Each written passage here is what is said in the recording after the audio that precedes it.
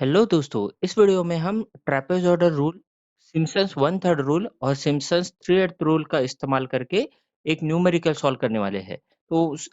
हम एक single numerical solve कर रहे हैं यूजिंग थ्री डिफरेंट टेक्निक्स। तो सबसे पहले फॉर्मूलाज देख लेते हैं। ट्रेपेजॉइडल रूल का फॉर्मूला है integration from x zero to x n f of x d x equals to h upon two y0 plus yn plus 2 times y1 plus y2 plus y3 up to yn minus 1। देखिए दोस्तों, ये जो formulas है ये ध्यान में रखने के लिए बहुत इजी है। अगर आप इन्हें गौर से देखेंगे तो यहाँ पर आपको ध्यान में आएगा कि ये है h अपॉन टू। यहाँ पर सिम्पसन्स वन थर्ड रूल में यही हो जाता है h अपॉन थ्री। एक्चुअली ये वन थर्ड रूल है, इसीलिए one upon three multiplied by h रहेगा। सिम्पसन थ्री एट रूल में ये three upon eight multiplied by h यानी थ्री एच अपॉन एट हो जाता है। हर एक फॉर्मूला में एक कॉमन बात है, यह है y zero plus y n, यानी first term of function plus last term of function. तो y0 प्लस yn ये जो है ये सभी के सभी फॉर्मूलाज में कॉमन है। अब चेंज कहाँ पे आता है तो देखिए, ट्रेपेजॉइडल रूल में first term plus last term plus two times all the remaining terms, ये हो गया ट्रेपेजॉइडल रूल को ध्यान में रखने का trick. Similarly Simpson's one third rule में आप इसे ध्यान में रख सकते हैं, first term plus last term plus two times even terms plus four times all odd terms, या फिर हम बोल सकते हैं कि remaining terms. Simpson's three eight rule में first term plus last term plus two times multiple of three. ये देखिए, ये y3 y6 y9 ये जो है ये सभी मल्टीपल ऑफ थ्री है, plus three times all the remaining terms. तो इस तरह से आप इसको इजीली ध्यान में रख सकते हैं। लेकिन सिम्पसन्स वन थर्ड रूल और सिम्पसन्स थ्री एट रूल में कुछ कंडीशन है।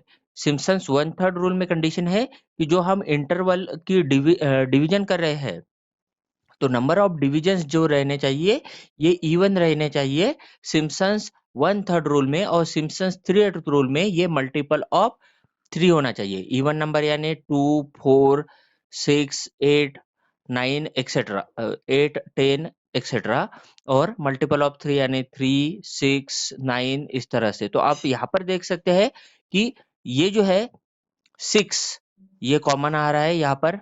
सिमिलरली अगले आगे वाली टर्म ट्वेल्थ जो रहेगी ये भी कॉमन आएगी। तो अगर हमें एक सिंगल न्यूमेरिकल सॉल्व करना है जिसमें हम सिम्पसन्स वन थर्ड रूल और सिम्पसन्स थ्री एट रूल इस्तेमाल कर रहे हैं और हमें नंबर ऑफ डिविजन्स यहाँ पर मेंशन नहीं है, तो हम डेफिनेटली सिक्स या ट्वेल्व इंटरवल्स चूज कर सकते हैं, सो दैट एक ही टेबल हम सिम्पसन्स थ्री एट और सिम्पसन्स वन थर्ड रूल के लिए इस्तेमाल कर सके। देखिए यहाँ पर 12 नंबर ऑफ डिविजन्स भी हम चूज कर सकते हैं, लेकिन 12 अगर हम चूज करते हैं या फिर 18 34 24 इस तरह से अगर हम चूज करते हैं तो हमारा जो न्यूमेरिकल है बहुत लंबा हो जाएगा। दैट्स वाई हम प्रिफर करेंगे कि हर बार 6 ही यहाँ पर चूज करें। तो ट्रेपेजॉइडल रूल में कोई कंडीशन नहीं रहती है कि हमें कितने नंबर ऑफ डिविजन्स यहाँ पर चूज करने हैं, लेकिन सिम्पसन्स वन थर्ड रूल में इवन और सिम्पसन्स थ्री एट रूल में हमें मल्टीपल ऑफ थ्री होनी चाहिए। दैट्स वाई हम हर एक न्यूमेरिकल में सिक्स नंबर ऑफ डिविजन्स यहाँ पर चूज कर सकते हैं, सो दैट सभी के लिए ये अप्लीकेबल हो। अब हमारा यहाँ पर न्यूमेरिकल है evaluate integration from 0.2 to 1.4 sin x minus log e x plus e to the power x, ये e to the power x है dx by using trapezoidal and Simpson's rule. तो देखिए यहाँ पर सिम्पसन्स वन थर्ड रूल और Simpson's three eight rule दोनों हमें इस्तेमाल करना है। यहाँ पर नंबर ऑफ डिविजन्स मेंशन नहीं की है। जब भी नंबर ऑफ डिविजन्स मेंशन नहीं की रहती है उस वक्त हमें चूज करना पड़ता है अपने मन से। तो यहाँ पर हम चूज करेंगे फॉर सुटेबिलिटी सिक्स, जैसे कि मैंने प्रीवियसली यहाँ पर एक्सप्लेन किया है, क्योंकि सिम्पसन्स वन थर्ड रूल और सिम्पसन्स थ्री एट रूल दोनों के लिए सिक्स नंबर ऑफ डिविजन्स ये वैलिड है। तो न्यूमेरिकल देख लेते हैं। इसमें देखिए हमें सबसे पहले एच की वैल्यू डिसाइड करनी पड़ती है। एच की वैल्यू हम डिसाइड करते हैं upper limit minus lower limit divided by interval. अब देखिए यहाँ पर अपर लिमिट जो है हमारे इंटीग्रेशन की ये है 1.4, लोअर लिमिट है 0.2, तो 1.4 minus 0.2 divided by number of divisions, जो इंटरवल्स है ये हम चूज करेंगे 6, क्योंकि हम दोनों रूल्स के लिए इसे, सभी रूल्स के लिए इसे इस्तेमाल कर सकते हैं। दैट्स व्हाई हमने 6 यहाँ पर चूज किया। अगर आप इसको सॉल्व करते हैं तो ये हो जाता है 1.2 अपॉन 6। इसका मतलब है h की वैल्यू हमें यहाँ पर मिलती है h इक्वल्स टू 0.2। अब देखिए दोस्तों, हमको एक टेबल बनाना है जिसमें x और y की वैल्यूज हम यहाँ पर मेंशन करते हैं। तो x और y जो है, y यानी एफ ऑफ x यहाँ पर है, यह है sine x minus log x plus e to the power x। यहाँ पर देखिए दोस्तों, ये जो लॉग x है ये नेचुरल लॉग है। साइन एक्स हम इस्तेमाल कर रहे हैं, तो यहाँ पर ये जो साइन एक्स है ये रेडियन के फॉर्म में दिया है, तो हमारा कैलकुलेटर का रेडियन मोड यहाँ पर सिलेक्ट करना है। और ये जो लॉग है इसके लिए नेचुरल लॉग, जिसे हम कैलकुलेटर में एल एन से इंडिकेट करते हैं, वो हमें इस्तेमाल करना पड़ेगा। तो देखिए, सबसे पहले एक्स चूज करते हैं। एक्स का जो फॉर्मूला रहता है ये रहता है x n plus one equals to x n plus h. यहाँ पर एक्स एन, अगर हम n equals to zero put करते हैं तो हमें एक्स जी वन की जो वैल्यू है, n equals to zero put करते हैं तो ये जीरो प्लस वन यानी x one is equals to x zero plus h मिलता है। एक्स जीरो की वैल्यू हमारी है, जो इनिशियल वैल्यू ऑफ एक्स दी है ये है 0.2, और एच की वैल्यू भी है 0.2। तो यहाँ पर हम शुरुआत करेंगे एक्स जीरो से, तो x zero is equals to 0.2। x1 अगर हम यहाँ पर कैलकुलेट करते हैं तो ये हमें मिलता है 0.4। इसी तरह से ये 0.2 से इंक्रीमेंट होते जाएगा, तो x1 इज इक्वल टू 0.4 हमें यहाँ पर मिलता है। x2 जो है फिर से 0.2 से इंक्रीमेंट करेंगे तो 0.6, x3 equals to 0.8, then x4 equals to 1 यहाँ पर मिलेगा। x5 जो है ये होता है 1.2, और x6 जो रहेगा ये रहेगा 1.4। एक्चुअली हमारा 1.4 आखिरी लिमिट है, इसलिए यहाँ पर हम रुक जाएंगे। तो इस तरह से हमें x की सब वैल्यूज मिल गई है। अब y की वैल्यू के लिए हमें ये फॉर्मूला में x की जो रिस्पेक्टिव वैल्यू है वो फाइंड करनी है, इसीलिए हम यहाँ पर फाइंड करेंगे y 0, और नेक्स्ट जो रहेगा वो रहेगा y 1। तो y 0 कैसे कैलकुलेट करेंगे, तो डेफिनेटली ये रहेगा y 0 इज इक्वल टू, अब x 0 की वैल्यू यहाँ पर हमें पुट करनी है, तो साइन x की जगह पे x 0, साइन x 0 की वैल्यू है 0.2, तो ये है साइन 0.2। देखिए यहाँ पर आपको रेडियन मोड सिलेक्ट करना है, या फिर आप इसको डिग्री टू रेडियन इस्तेमाल कर सकते हैं। अगर आप डिग्री मोड इस्तेमाल कर रहे हैं तो यहाँ पर log to the base E, x की वैल्यू फिर से 0.2 है, और e रेस टू पावर जो है ये है 0.2।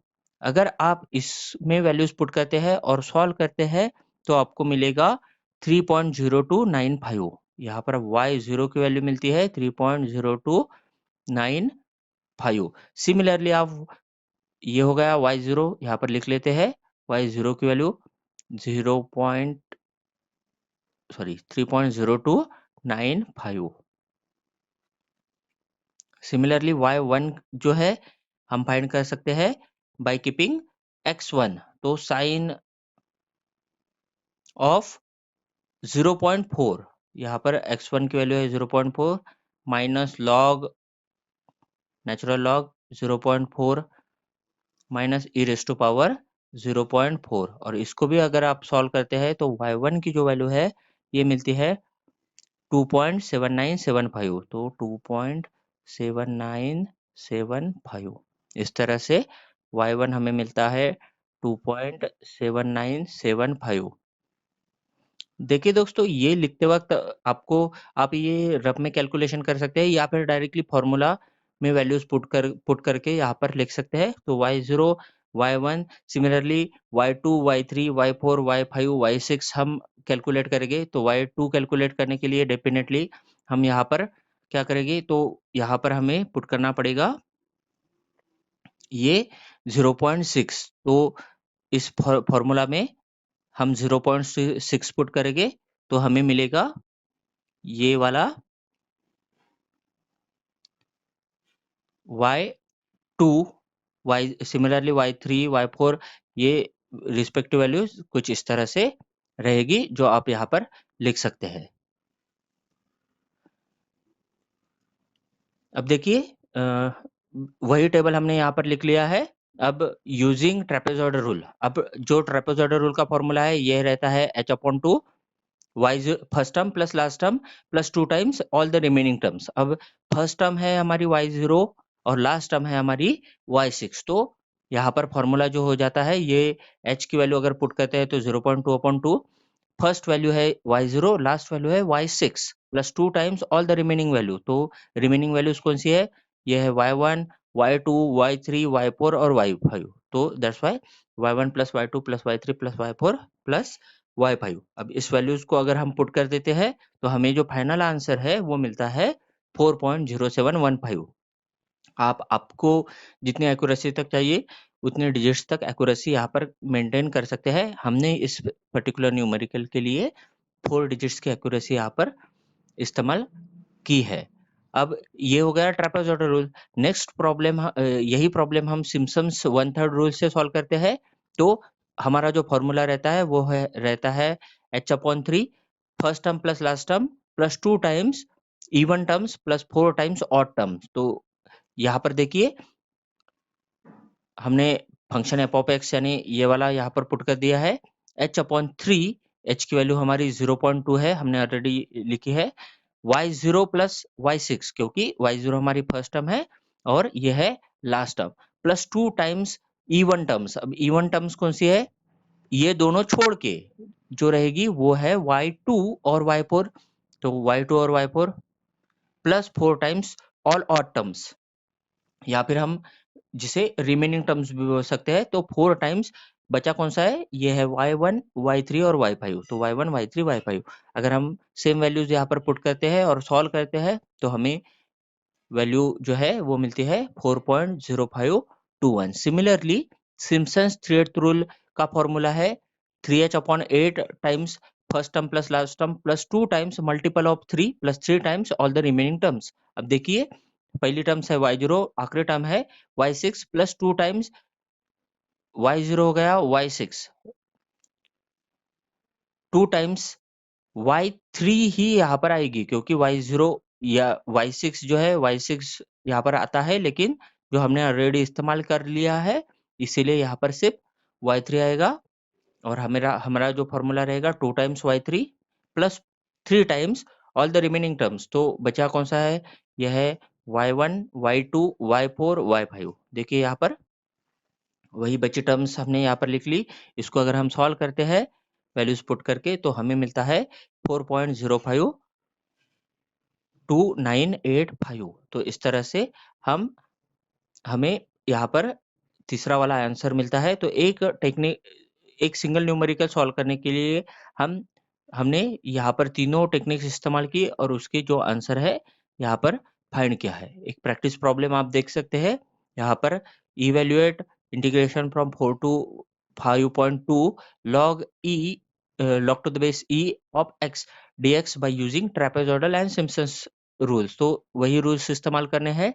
इसमें ट्रेपेजॉइडल रूल का आंसर ये वाला रहेगा, सिम्पसन्स 1/3 रूल का आंसर ये वाला है। बट आपको सिम्पसन्स 3/8 रूल कैलकुलेट करके यहाँ पर कमेंट करनी है। ये है आपके लिए प्रैक्टिस प्रॉब्लम। Thank you.